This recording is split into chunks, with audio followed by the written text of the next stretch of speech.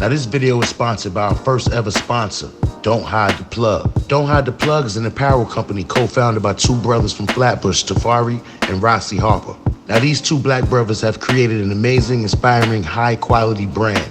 Now you see on Infomines, a lot of our content is New York based. We love New York, so it's only fitting that we partner up with a New York based brand. Don't Hide the Plug. Now they got some fire fitted hats, hoodies, t-shirts, and I'm feeling the old New York design with the bridge logo.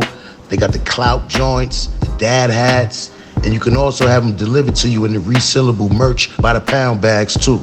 Now, mind you, they might be New York based, but their apparel is for everyone, whether you're from New York, Miami, Texas, Chicago. It's a grassroots movement. Get in tune.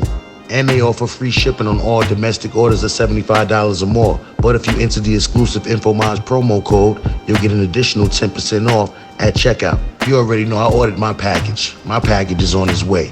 So I'll be wearing and showcasing the Don't Hide the Plug apparel in my next live. Go out and support these brothers. Check out their website. I put the link in the description box. Don't Hide the Plug.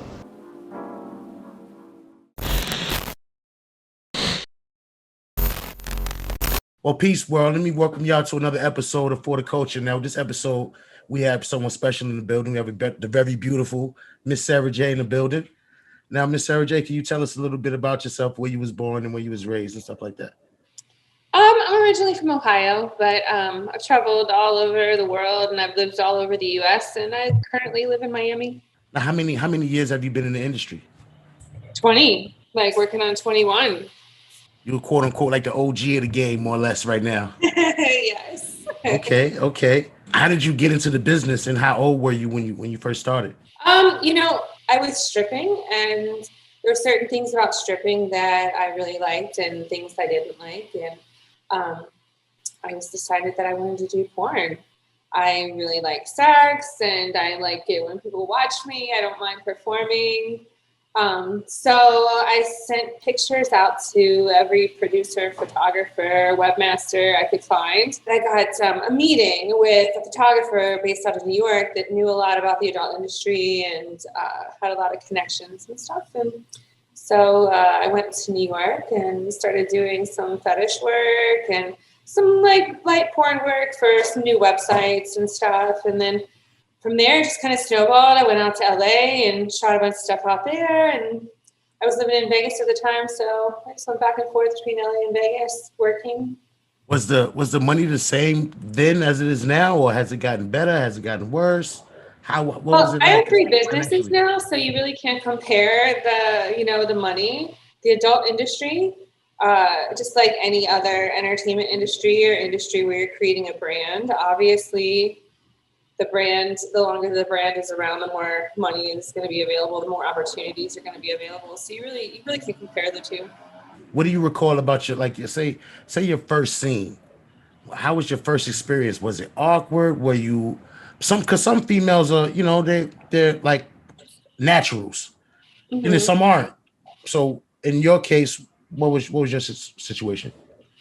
Well, I think I was just like a little bit misguided as to what porn was, and because I started it because I really actually do like sex, and I don't have any like shame about people watching me. So my first scene, I was super excited to do it.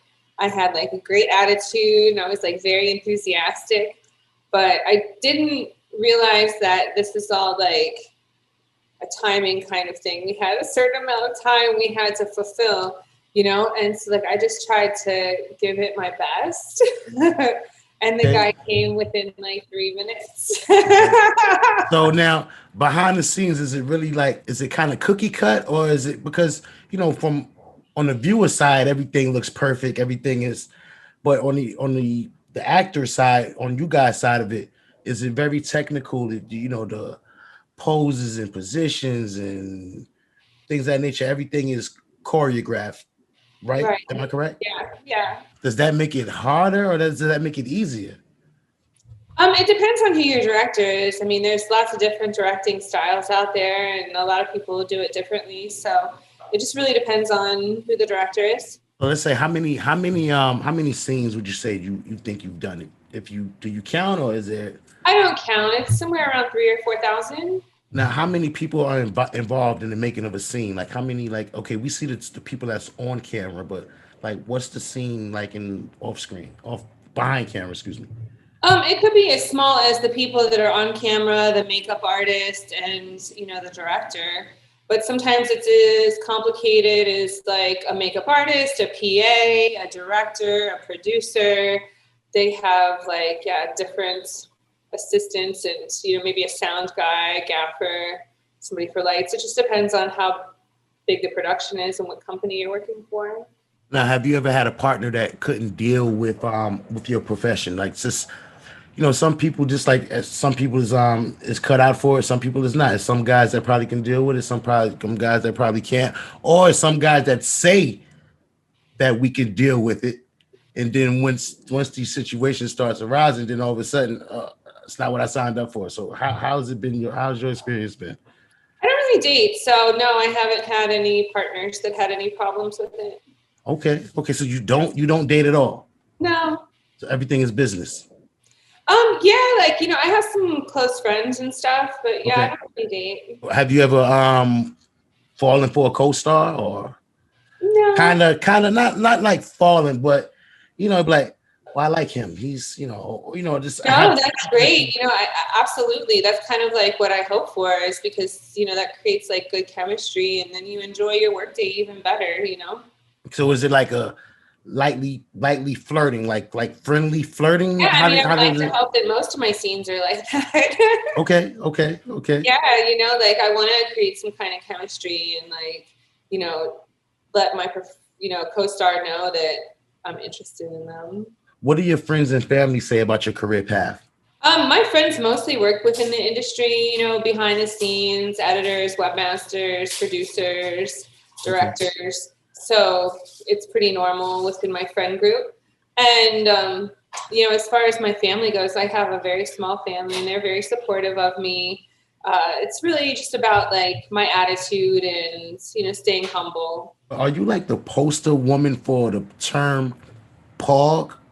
PAWG? Is that something that we can give you, or is there someone else that deserves that?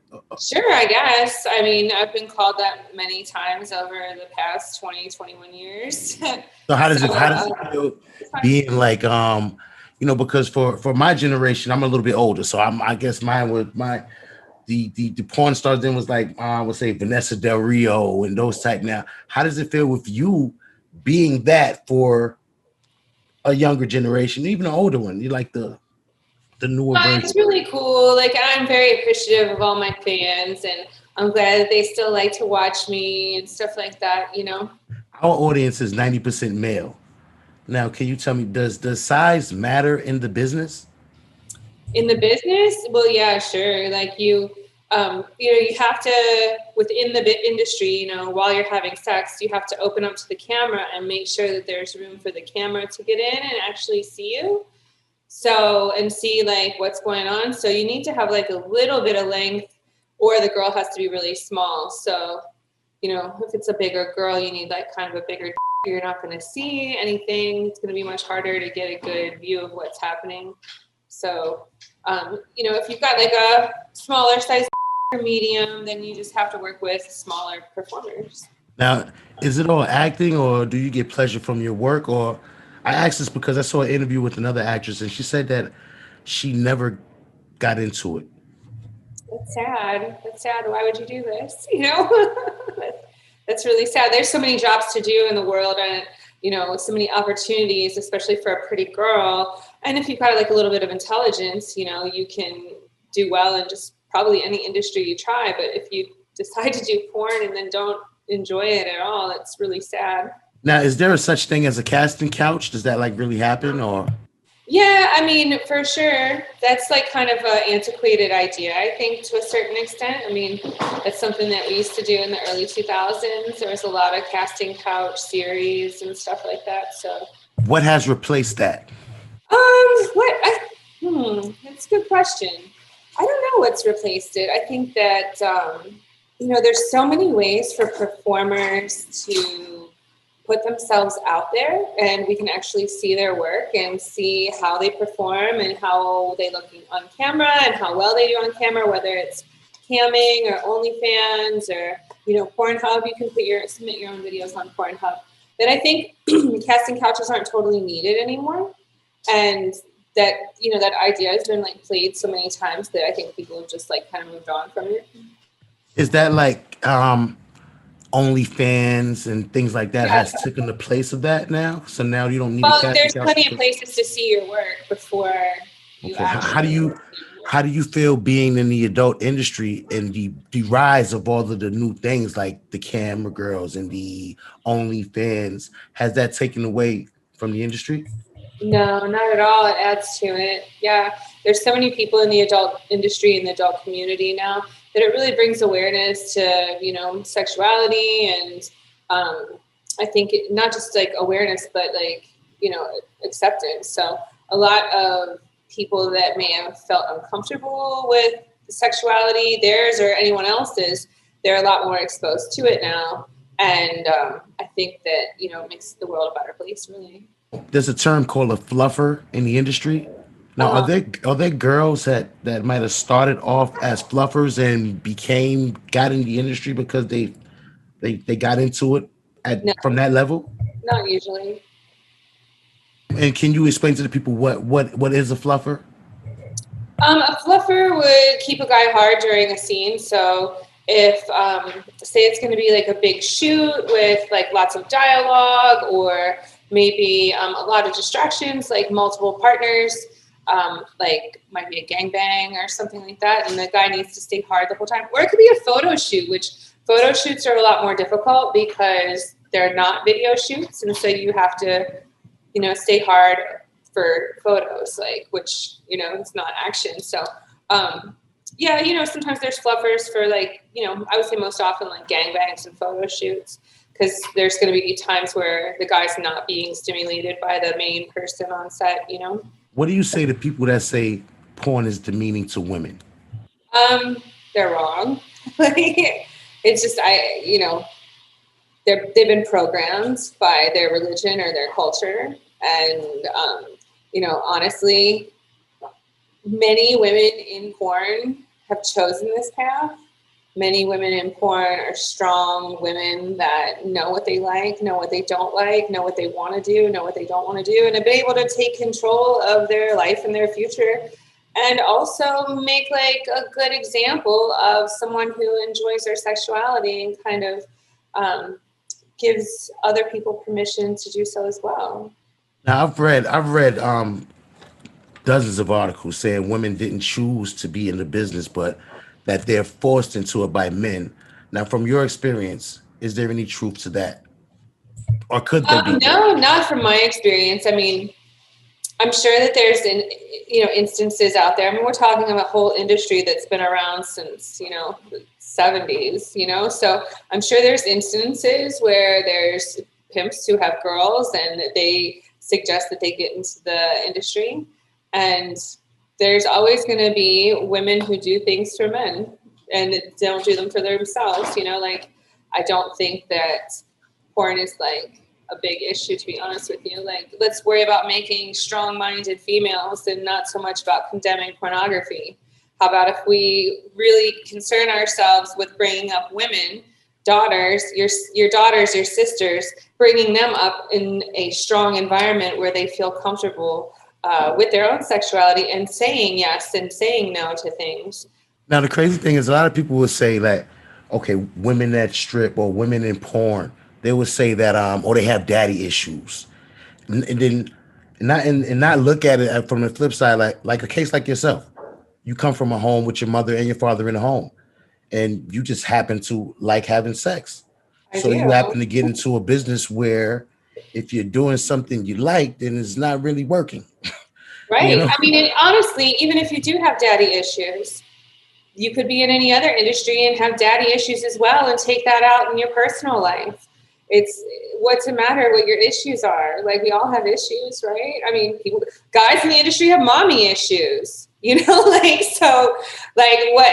have issues about different things. It's all about like how you handle it, It's understandable. Now, do you think that porn gives men an unrealistic view of what women want in the bedroom? Sometimes, to be honest with you, sometimes, but I also think that um, everything really boils down to communication. Like when you're with your partner and you're watching porn, you should ask your partner, like, "Hey, is that something you want to do? Is that does that turn you on? Like, do you think you want to be slapped in the face while we have sex, or whatever it is that you're watching that you think that might be interesting to you? Like, you should communicate that with your partner." Regardless. So as much as it may give guys like an unrealistic view of what women want, I think it also opens up the conversation to discuss what you want. Has working in the adult entertainment business has it made you more aware of your sexual health? Worse, yeah. I get tested every 2 weeks. And, I have to always keep in mind that no matter what I want to do, my actions could affect like so many more people because this is what I do for a living. What was the most awkward moment that you ever had on the set, if you would like to share?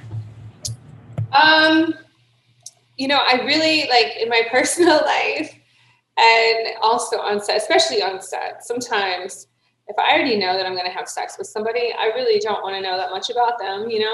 And sometimes you're on set with somebody for a very long time before you actually get to the sex part. And I remember being in the makeup chair with this girl like all day because they weren't ready for us. And so we spent like probably 4 hours together hanging out, talking before our shoot. Come to find out, she's like every type of human being that I do not like. And that was super awkward, because like now I have to have sex with her. How do you change the energy? Is that part of you just being a professional? How do you change the Yeah. energy on the cameras when it's time for It's totally about me being a professional and like, not antagonizing our conversation and not making it worse. And also like just trying to make a good product. we were speaking about platforms like OnlyFans and things of that nature. Now, you said that you would think they're good for the industry. Now, the industry looks like this seems like the shape of white women has changed. You would think like when I was coming up, it was okay, big boobs, maybe no butt, but now it's like you're just as curvy as sisters these days. I think I'm one of the people who started that, to be honest with you. Um, as a woman, we're told that it's more marketable to be slim. I had many agents turn me down. I had many producers and directors turn me down when I first started because I was too thick. And, I knew from all the years of dancing, and I had, a relationship where my confidence was really strong. And I just felt like it was time for a change, and that there's plenty of guys and plenty of people in the world that appreciate a nice thick curvy woman. Even if you look back in history, curvy women have often been appreciated, so there's always going to be a place for us. It's just once the internet started and social media started, we were able to give a voice to that fan base, and it's undeniable. That's obviously why the MILF thing takes off, because it's like full grown women that have curves and are not like ashamed of them. And I really feel like it goes past like ethnicities. It's more of like an adult, you want to worship or be attracted to someone who looks like an adult, not a slim little person. Not saying that there aren't people out there for that, but with the introduction of the internet and social media, it was able to give people a voice that are attracted to women that are curvier.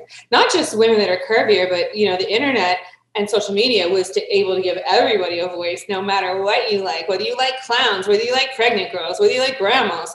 Everybody's got a voice now, and I think that's really precious.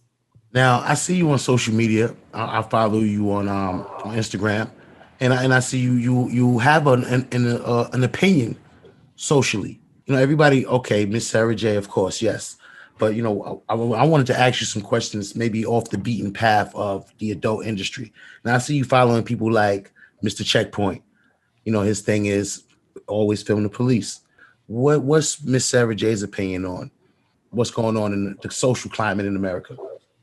This is a very unique time, And something that myself as Sara Jay and also my company, Wideside Productions, we've always stood for, diversity and inclusion and just kind of like want to make the world a better place by instilling images in people's mind that normalizes sex with other ethnicities. So when all of these things started happening in the past year with the BLM movement and, the riots and the protests and everything, of course, like 90% of the performers that I work with are people of color. So of course I had to be, vocal about it.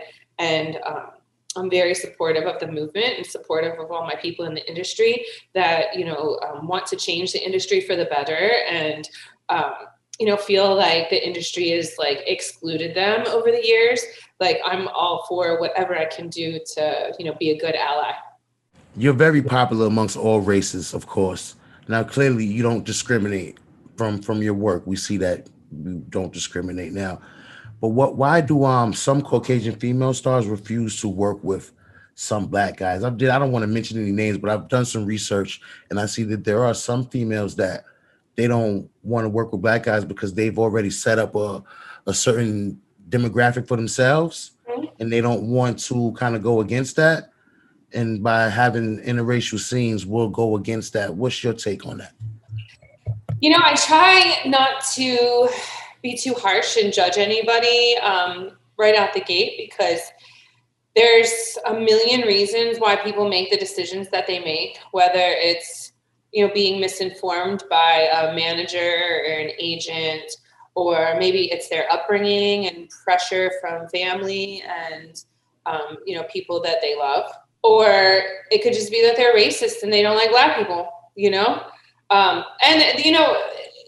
could be like a lot of things. It could be a lot of things. And so I just don't like to shoot them. I try to be non-confrontational about that kind of stuff. But if that's the case, like I would never hire a performer that didn't want to perform with a person of color. Now, do you feel that there is racism in the industry? Or a better question, is there racism in the adult industry? There's racism in the whole world, like from, the porn is not going to escape it just because we're having sex. It probably makes it worse, like there's racism with our consumers. Some of our consumers are racist. We make porn for everybody. Porn is something for everyone to enjoy, whether you're a Nazi or whether you're a pagan or whether you're a Muslim or whatever color you are. Porn's for everybody to enjoy. So there's always going to be people who want racially charged content, and there's always going to be a market for that. Whether I have to do that or not is totally up to me, and I've chosen not to do that and to stay away from that kind of thing. And over the years, as far as our industry goes, we've definitely treated performers of color unequally. And I think that especially this year, we've made a lot of like headway just by having like meetings and discussions and talking about these things as an industry and actually listening to the performers that feel like they have not been treated fairly and not been treated equally. And like once you hear some of their stories and some of their complaints, they're so valid and so legit and so like unarguable that it's like, we have to change this. So I feel like a lot of the stuff that's happened this year and the fact that we were all home kind of like able to work on some, internal problems within our industry has really helped. Because of these channels that we're able to create our own content on, like OnlyFans, like Pornhub, like Xvideos, ManyVids, Clips for Sale, all these different channels that we can actually create our own content and put it out. It also helps the performers of color as well, because now they are not just getting paid by some company that's owned by white people and their market is, they're the traffic and the consumers are white people. And so they put Black people in positions that are not the positions and not the characters that Black people want to play. So now they can be their own director. They can create the content that they want to create, and it gives them some freedom because they're making money like on the side and they don't have to depend on what production companies want to give them, and they can demand higher rates because they're not strapped to make their bills. You know what I mean? Now, do It's you kind of feel giving some financial freedom is what I'm saying. right? Because now it's kind of like with all these avenues for people to upload their own content, it's kind of cutting out the middleman more or less. Absolutely. Okay. Now, do you feel that the society is becoming more accepting of porn, or do you think it's still as taboo as it was in the earlier days? Oh, definitely. Like when I started, I had never intended to be famous, to be honest with you.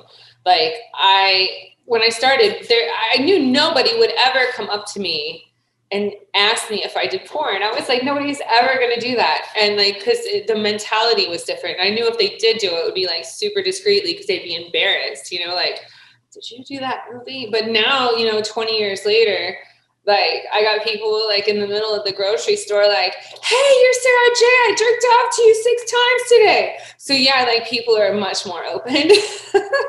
Has any famous celebrities ever crept in your DMs? Now, of course, I don't want you to answer and say any names, but have you had any relationships with people that have celebrity status? Not saying any names, just say yes or no. I mean, I've been a porn for 20 years, of course. Okay. Yeah.